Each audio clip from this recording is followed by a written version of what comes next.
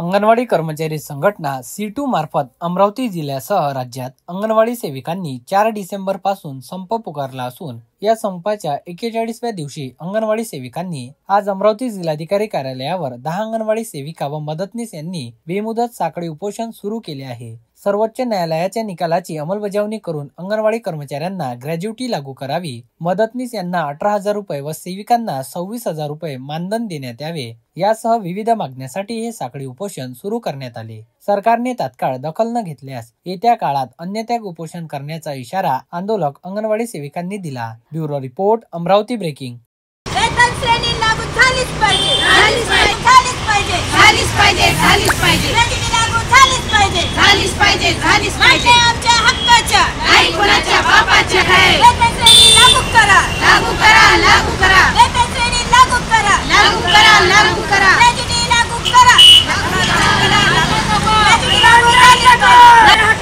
नाही कोणाच्या बापाचे, हमारी मांगे पूरी करो, नहीं तो खुर्ची खाली करो, हमारी मांगे पूरी करो, नहीं तो खुर्ची खाली करो। आमच्या 4 डिसेंबर पासून आम्ही संपावर आहोत पूर्ण महाराष्ट्रभर। आमच्या मागण्या फक्त आमच्या पोटापुरत्या आहे। मानधन नको, आम्हाला वेतन हवे, पेन्शन आणि ग्रॅज्युटी जी सरकारने लागू केलेली आहे। कोर्टात आमची जी याचिका तयार झाली होती तर आम्हाला सरकारने सांगितलं, कोर्टाने सांगितलं की तुम्ही मानधनी नसून वेतन तुम्हाला मिळू शकते बा, पण शासन आम्हाला वेतन देत नाही आहे।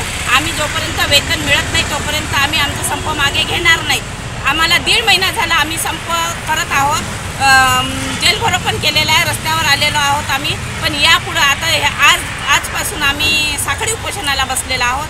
जर शासनाने आजही दखल घेतली नाही तर आम्ही आमरण उपोषण करू किंवा तीव्र आंदोलन करू असा सरकारला इशारा करते। आणि सरकारने आमच्या जास्त काही मोठ्या मागण्या नाही, इनमीन 3 मागण्या आहेत त्या सरकारने पूर्ण कराव्या, एवढंच माझं म्हणणं आहे।